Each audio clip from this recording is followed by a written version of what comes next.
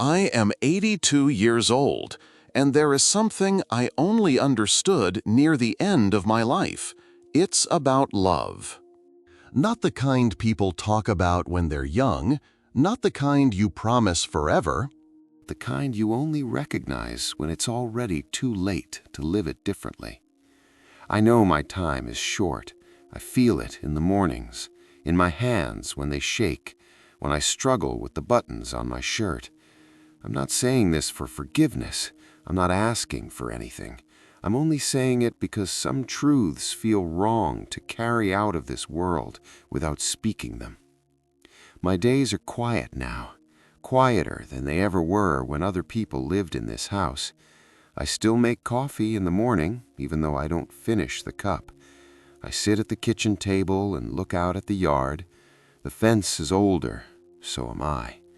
Hours pass without a single word spoken. It isn't dramatic, it's just what life becomes. People think old age is about remembering the big moments, weddings, births, funerals. But what comes back to me most often are the small moments I barely noticed at the time. The evenings I said I was too tired, the conversations I said we'd have later, the choices where I picked what felt responsible over what felt human. I didn't mean to waste anything. I truly believed I was doing what I was supposed to do.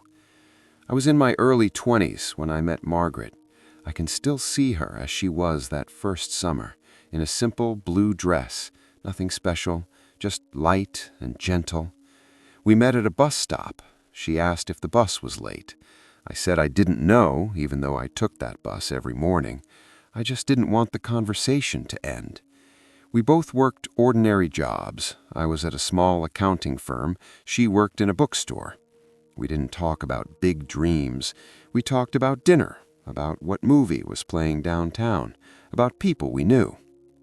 It was simple. It was easy. And I thought that meant it wasn't important. We got married when I was 26, not because of some grand romance, but because our lives fit together in a way that made sense. I wanted to be dependable. I wanted to build something solid. I thought love would take care of itself if I handled everything else properly. As the years passed, I worked longer hours, not because anyone forced me, but because it felt responsible. We wanted a better house. Then we wanted to prepare for children. Then we wanted to save for college. There was always another reason to stay late, another reason to say, "Not tonight." Margaret never made a scene. She would ask if I'd be home for dinner. If I said no, she would nod. Sometimes she left a plate in the oven. Sometimes she didn't. I told myself that meant she understood. We had 2 children, a son and a daughter. I was proud of them in that quiet, distant way men sometimes are. I went to their school events when I could. I tried to be present, but I was always tired, always thinking about the next day, the next bill, the next thing that needed fixing. At night, Margaret would sometimes sit on the edge of the bed and talk about something that happened at work, about something one of the kids said, about nothing important. I listened, but half of me was somewhere else. I answered, but my mind stayed at the office. After a while, she stopped sitting there so long.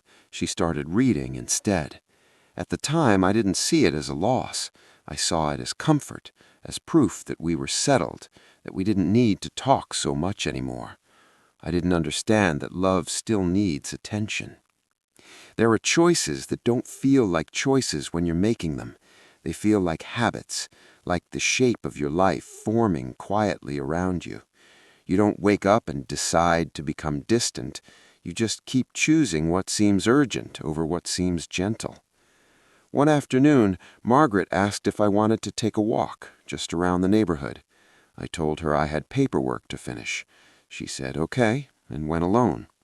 When she came back, she told me about a tree down the street that was blooming early. I nodded and said I'd look at it sometime. I never did.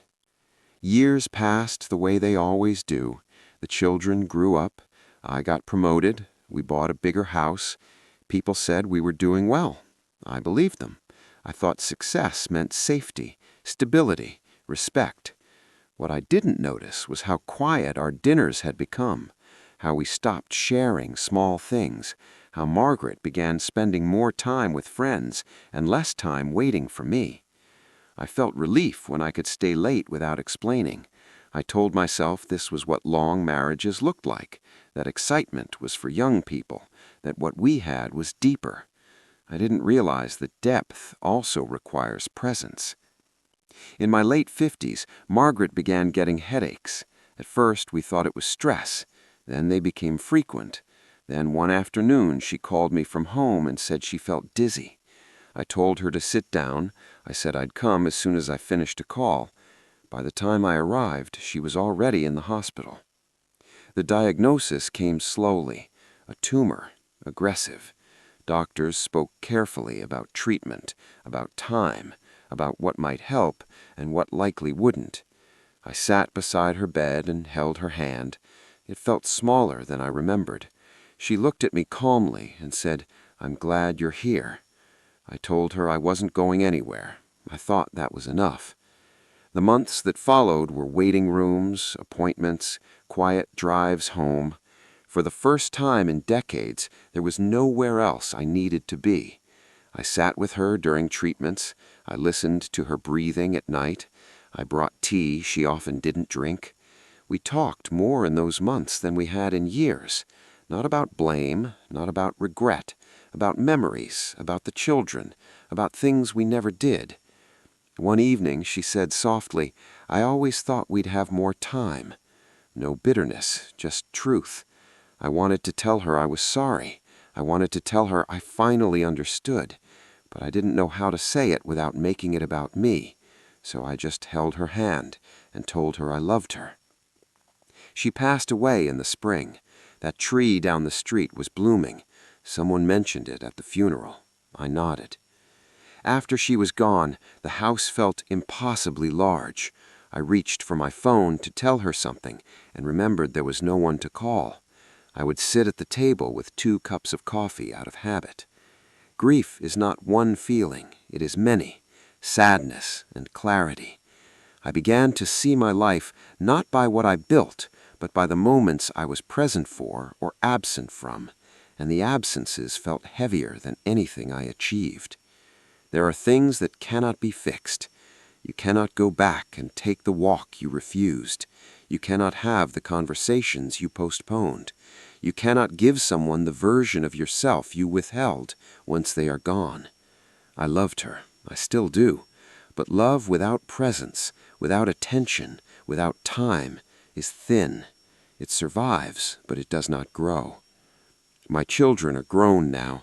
They call when they can. They have their own lives, their own responsibilities.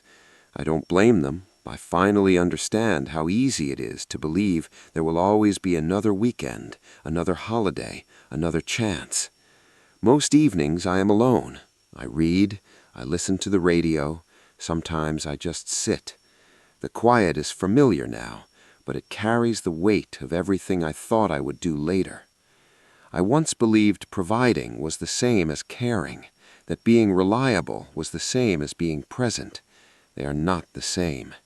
When time runs out, it is presence you wish you had given more of. There is no moment left where I can sit across from Margaret and tell her what I finally understand. No afternoon left for that walk. Only this quiet house and what cannot be changed.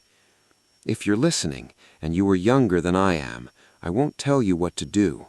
I can only tell you what it feels like to stand at the end of a life and look back. The things you miss most are not your failures. They are the moments you postponed, the people you loved in theory but did not always choose in practice. Love is not just staying, it is showing up while you still can. My time is short. The days are simple. The nights are long. I carry her in small ways, in that tree when it blooms, in the pause when the phone rings. This is not a story of redemption. There is no way back. It is only the truth as I understand it now, at 82. Love does not wait for you to be ready. It only asks that you be present while you still can.